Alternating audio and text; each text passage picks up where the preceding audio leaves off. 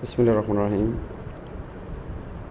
এখানে যে অঙ্কটা দেখা যাচ্ছে এটি মূলত একটি সংখ্যাভিত্তিক একটি অঙ্ক। এই অঙ্কটি হলো একটি সংখ্যা 560 থেকে যত বড়, 800 থেকে যত ছোট, সংখ্যাটি কত? এই অঙ্কটি আমরা খুব সহজেই শর্টকাট মেথডেই করতে পারবো। কীভাবে করব?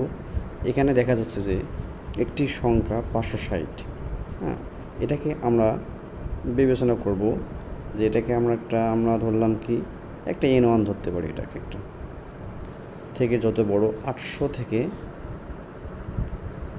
থেকে তত ছোট, সংখ্যাটি কত? আমরা সংখ্যা বের করবো এখান থেকে। তো প্রথম যে 560 এটাকে আমরা N1 ধরলাম, পরের যে 800 আছে এটাকে আমরা N2 ধরব।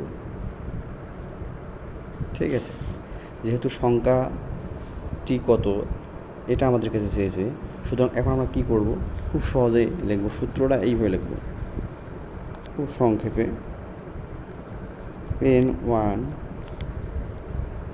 N1 প্লাস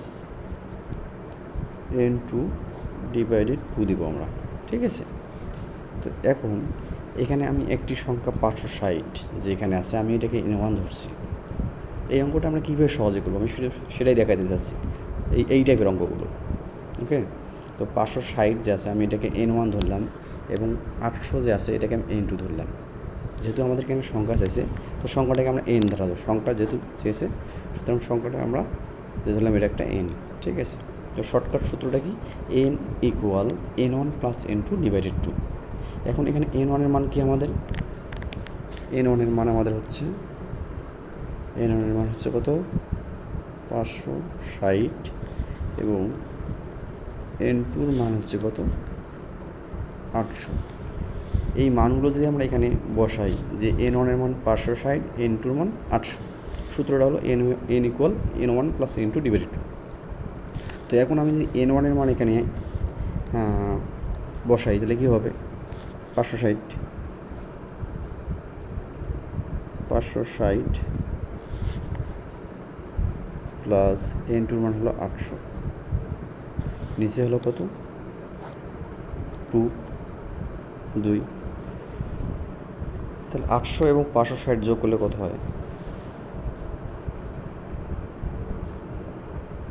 8 + 13,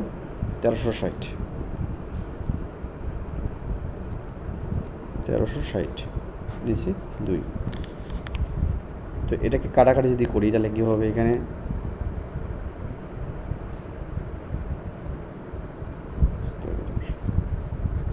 6 দুগুণ 12, এখানে 1, 16।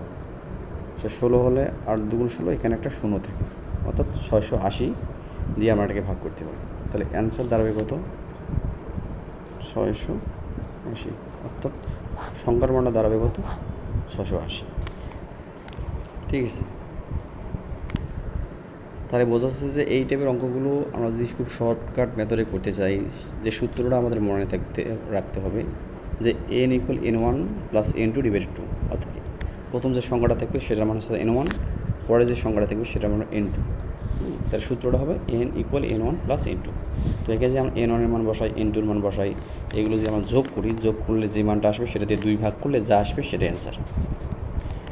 আশা করি সবাই বুঝতে পারছেন।